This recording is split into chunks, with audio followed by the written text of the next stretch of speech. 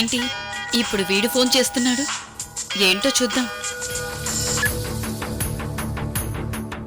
ఏంటి మాజీ భర్త గారు, భయపడకుండా నాకు ఫోన్ చేశారు?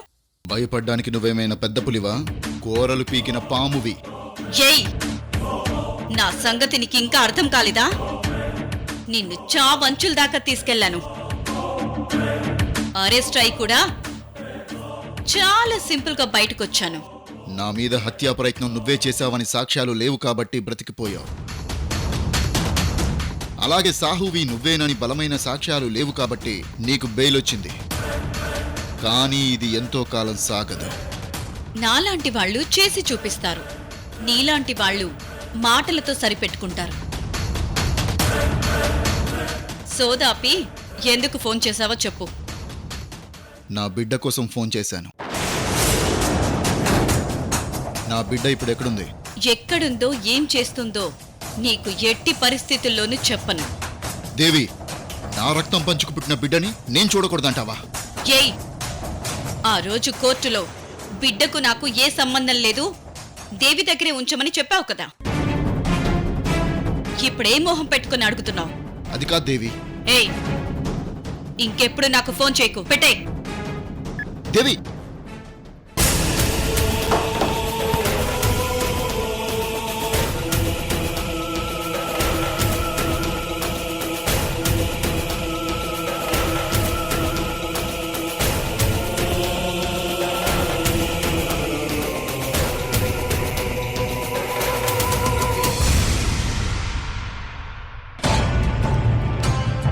అన్నయ్య, ఏంటమ్మా, ఏమైంది? నీకో విషయం తెలుసా? ఏంటది? ఆ పిల్ల సేమ్ టు సేమ్ అమ్మలా ప్రవర్తిస్తుంది, అమ్మలాగే మాట్లాడుతుంది, అమ్మలాగే చేతులు కదుపుతుంది. అసలు తనెవరు? అది తెలియకే బుర్ర బద్దలు కొట్టుకుంటున్నాను. తను ఖచ్చితంగా ఎవరో పంపితేనే వచ్చింది. ఆ మాట అమ్మకు చెప్పకపోయావా? అమ్మ ఎప్పుడైనా మనం చెప్తే వింటుందా? అయినా ఇప్పటికీ చాలాసార్లు చెప్పాను, అలా ఎవరు ఉండరని తను అంటోంది. అంటే చిన్న పిల్లని అడ్డం పెట్టుకొని తననెవరూ ఏం చేయలేరని అమ్మ కాన్ఫిడెన్స్ కావచ్చు. కానీ ఆ దేవి ప్లాన్స్ అన్ని విచిత్రంగా ఉంటున్నాయి కదా. ఆ మాట చెప్తే అమ్మ వింటలేదు. అమ్మ ఏ విషయంలోనూ ఎవరిని అంత తక్కువ అంచనా వేయదన్నయ్య. కానీ చిన్నపిల్ల అని ఏమరపాటుగా ఉందేమో.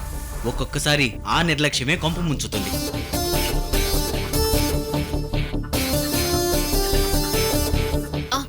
ఒక పంచేద్దాం అన్నయ్య, అమ్మకి తెలియకుండా ఆ పిల్లని బెదిరిద్దామా? దాన్ని ఎవడైనా బెదిరించగలడా? మహానటి కామన్ గా పొగరుగా మాట్లాడుతుంది. మనమేమనంటే మనకే కౌంటర్ ఇస్తుంది. అది సీల్ రాకాసి. మరేం చేద్దాం?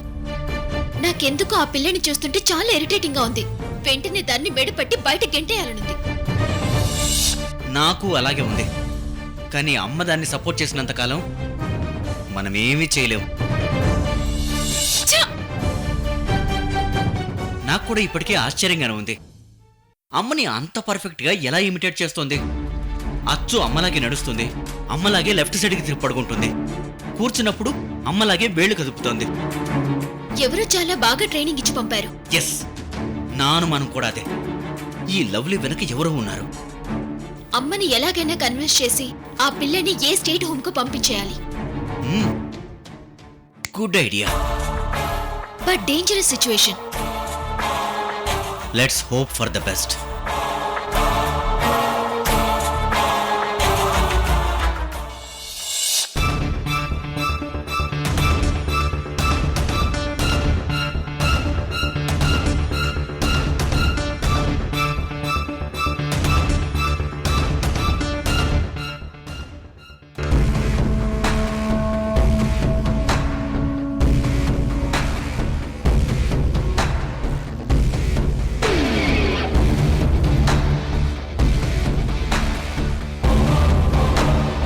నీకు ఓడిపోవడం ఇష్టం ఉండదనుకుంటా. అది రోజీ పుట్టుకతో వచ్చిన లక్షణం. ఓహో, అందుకేనా ప్రశ్నించే వాళ్ళెవరూ లేకుండా చేస్తున్నావు? ఏంటి? అదే అపోనెంట్ ఎవరూ లేకుండా ఆడుతున్నావు కదా. నేనెవరితోనూ పోల్చుకోను, పోటీ పడను. నాతోనే నేను పోటీ పడతాను. అసలు నీ స్టైల్ ఏంటి? అపోనెంటే లేకుండా చేసి ఆడటమా? ఓయ్, మా అమ్మతో ఆడి గెలవటం కష్టం. ఆ సరైన అపోజిషన్ తగిలేంత వరకు అందరూ వీరులే. ఏయ్ ఏమంటున్నావు? మహా, ఏదైనా ప్రాబ్లం వచ్చినప్పుడు దాన్ని సాల్వ్ చేయడానికి ఆలోచిస్తూ చెస్ ఆడుతుంటారు. అప్పుడు సొల్యూషన్ అదే వస్తుంది. ఇది నాకు చిన్నప్పటి నుంచి ఉన్న అలవాటు. అపోనెంట్ లేకుండా ఆడితే ఆటలో మజా ఏం తెలుస్తుంది? ఓటమికి భయపడే వాళ్ళే అపోనెంట్ లేకుండా ఆడతారు. నువ్వొక పిల్ల కాకివి. నీకు మా అమ్మ గురించి ఏమీ తెలీదు. ఊరికే బాక్కు. ఏంటి రోజీ, నేను ఆట గురించి చెప్తుంటే మాటలు వస్తున్నాయి.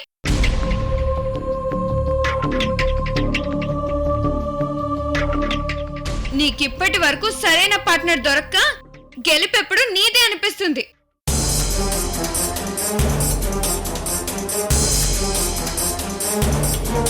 ఒక్కసారి సరైన అపోనెంట్ దొరికితే మొత్తం తలకిందులైపోతుంది.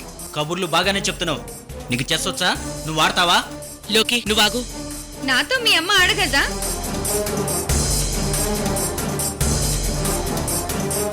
ఏయ్ ఏం మాట్లాడుతున్నావు? ఈ గేమ్ మా అమ్మ చాలా బాగా ఆడుతుంది. మహా చిన్నపిల్ల, తనేదో అందని మీరెందుకు ఆవేశపడుతున్నారు? ఇది కేవలం ఓ ఆట. ఇందులో గెలిచినా ఓడినా పెద్ద తేడా ఏముంటుంది? అంతేలే, ఓడిపోయే వాళ్ళ మాటలు ఇలాగే ఉంటాయి. అమ్మా చూసావా అదెలా మాట్లాడుతుందో? నీకిష్టం లేకపోతే తప్పుకో, నేను ఆడతాను. నువ్వా? నువ్వాటలో అరటి పండువి, నీతో నేనాడ్ను.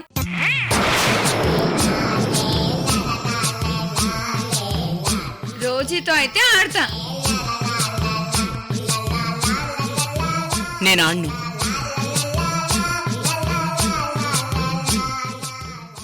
ఏంటమ్మా ఇది? తను అన్ని మాట్లాడుతుంటే ఊరుకుంటున్నావు? లోకి, తనేదో మాట్లాడుతుంటే మీరు రెచ్చిపోతారేంట్రా? లేదమ్మా, నువ్వు ఆడాల్సిందే. ఏయ్ ఇట్రా, కూర్చో, ఆడు. వద్దు లోకి, వదిలే. నాతో ఆడటానికి భయమా, ఓడిపోతామని భయమా?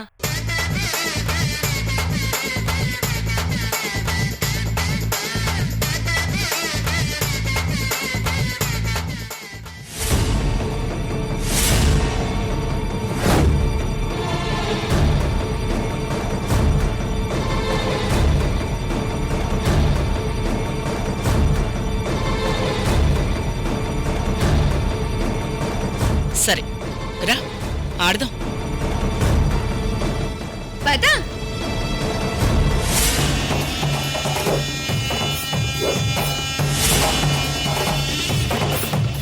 ఓడిపోతుంది. రోజీ ఖచ్చితంగా ఓడిపోతుంది. నేను వేసే ఎత్తులకి తిరుగులేదు. అంత కాన్ఫిడెంట్ గా ఎలా చెప్తున్నారు బాస్? పాజిటివ్ కలిస్తే నెగిటివ్ అవుతుంది. అబ్బో, మీరేదో పెద్ద స్కెచ్ వేసినట్టున్నారు.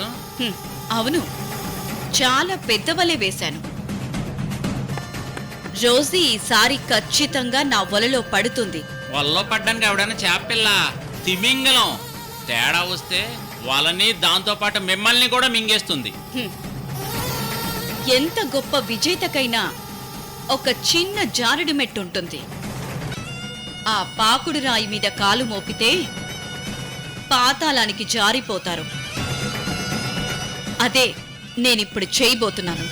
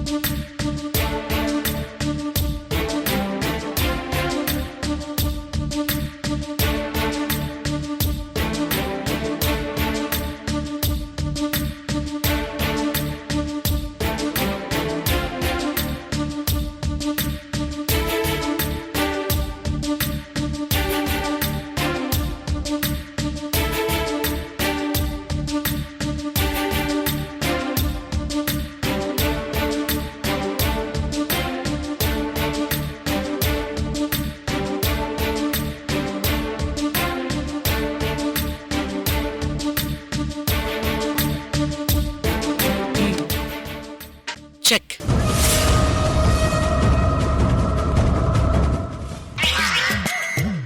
లోకి మీ అమ్మ చాలా బాగా ఆడుతుంది.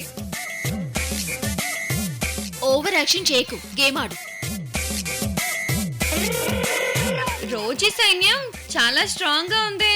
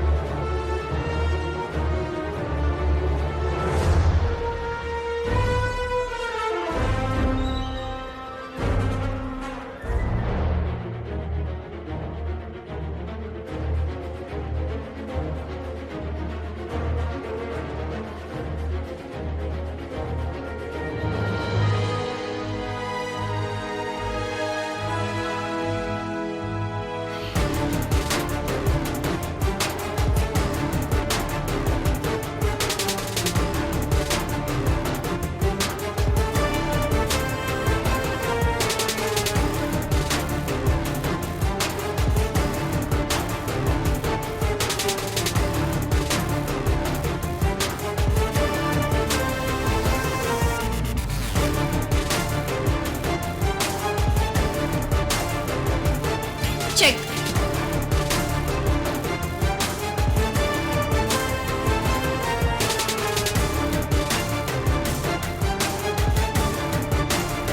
నో.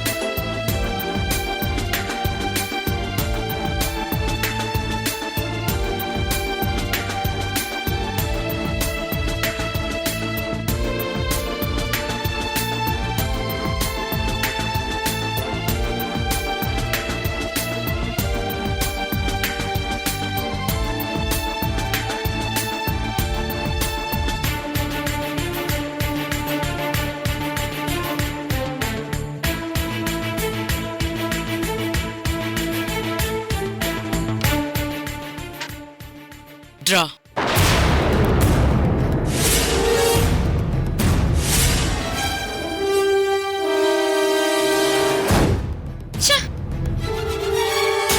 ఆ రోజీ పేరుని శాశ్వతంగా తుడిచేయబోతున్నాను. అదేలాగో నువ్వే చూడు. బాస్, ఒక స్టేజ్ వరకు అన్ని మన చేతుల్లో ఉన్నట్టే ఉంటాయి, కానీ ఆ స్టేజ్ దాటాక ప్రతిదీ మంద కాకుండా పోతుంది. So be careful. ఈసారి నేను బ్రహ్మాస్త్రాన్ని వదిలాను పరమేష్. దాన్నుంచి తప్పించుకోవడం అంత తేలిక కాదు. ఇక రోజీ ఆట cut. Well played. Rosie magic అంటే ఇదేనా? మా అమ్మని ఓడించాలనుకున్నావా? అది నీ వల్ల అవుతుందా? పోనీలే, చిన్నపిల్లవని డ్రా చేసి వదిలింది. కాదు, డ్రాతో ఓటమి నుంచి తప్పించుకుంది.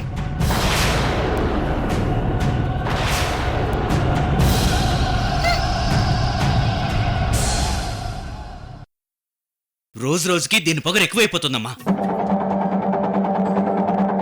అది పొగరు కాదు, గెలవాలన్న ఉత్సాహం. అదుంటే ఎదురుగా ఉన్నవాళ్లు ఎవ్వరైనా ముందుకు దూసుకెళ్తారు. చిన్నప్పుడు నేను అలాగే ఉండేదాన్ని.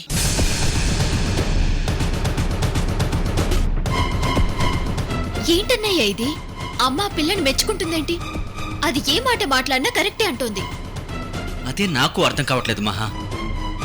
ఆ పిల్ల వెనక ఏదో మిస్టరీ ఉంది. అవును, అదేంటో తెలుసుకోవాలి.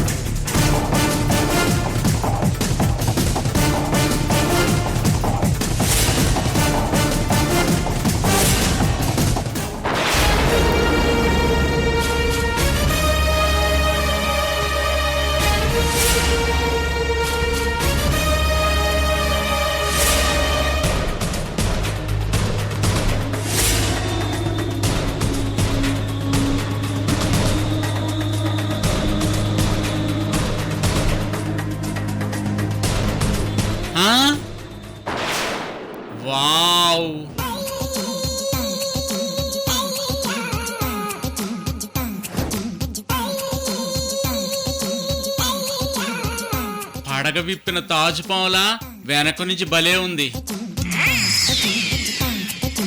కానీ పుస్తకం అంత తేలిగ్గా దొరకదే.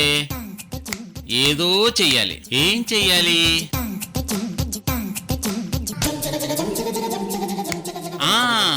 మాటలతో లొంగని పుస్తకాన్ని చేతలతో పడగొట్టాలి.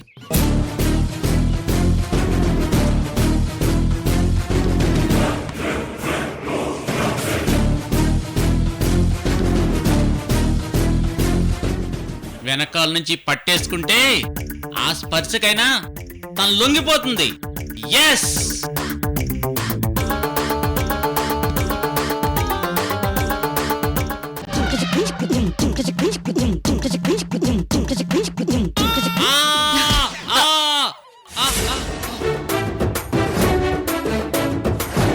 ఏంటి పరమేష్, ఎందుకు పడబోయావు?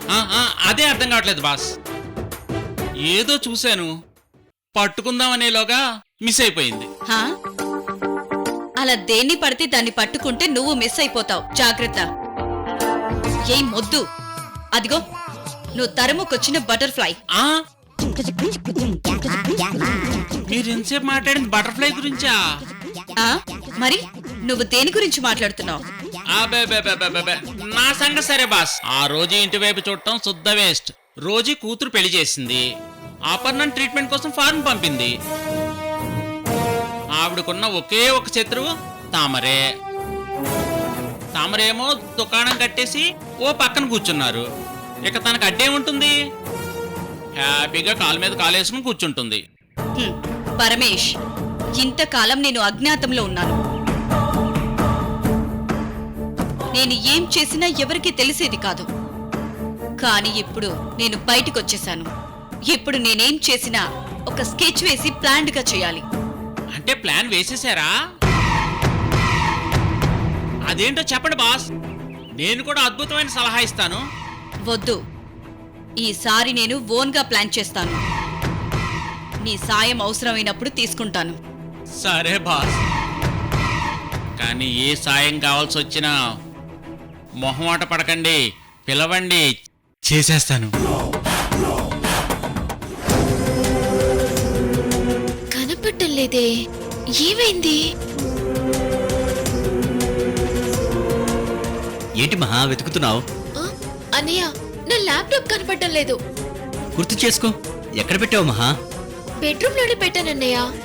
అక్కడంతా వెతికాను కానీ కనిపించలేదు. దానికి ఏమైనా రెక్కలున్నాయా ఎగిరిపోవటానికి? నీ రూమ్ లోనే ఉంటుంది చూడు. లేదన్నయ్య, బెడ్రూమ్ అంతా వెతికాను. దాన్నెవరూ తీసుంటారు. ల్యాప్టాప్ ఎవరు తీస్తారు? పని వాళ్ళు ఎవరైనా తీశారేమో, అడుగుదాం పద.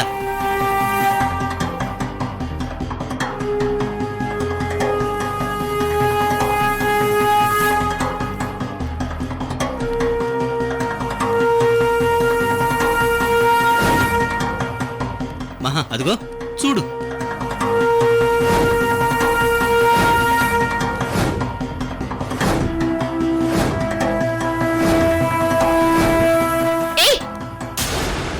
నీకు బుద్ధుందా? నా పర్మిషన్ లేకుండా నా ల్యాప్టాప్ ఎందుకు తీసావు? నిన్ను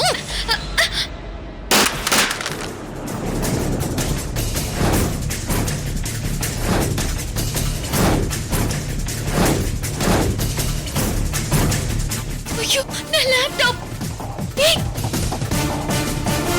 అయ్యో, నా ల్యాప్టాప్ మొత్తం పగిలిపోయింది.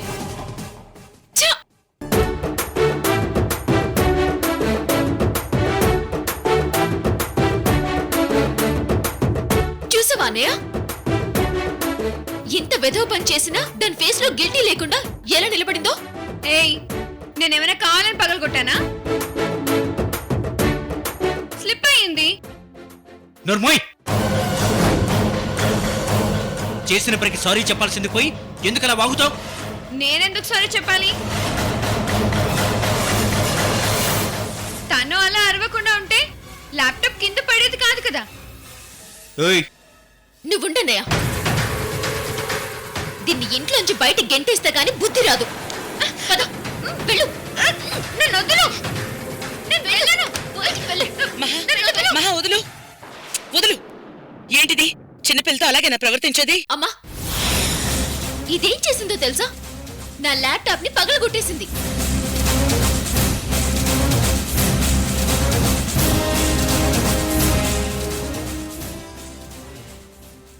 ఏంటి ఇక్కడ ఆగావు? మీరు అడిగిన ప్రూఫ్ ఇక్కడే ఉంది.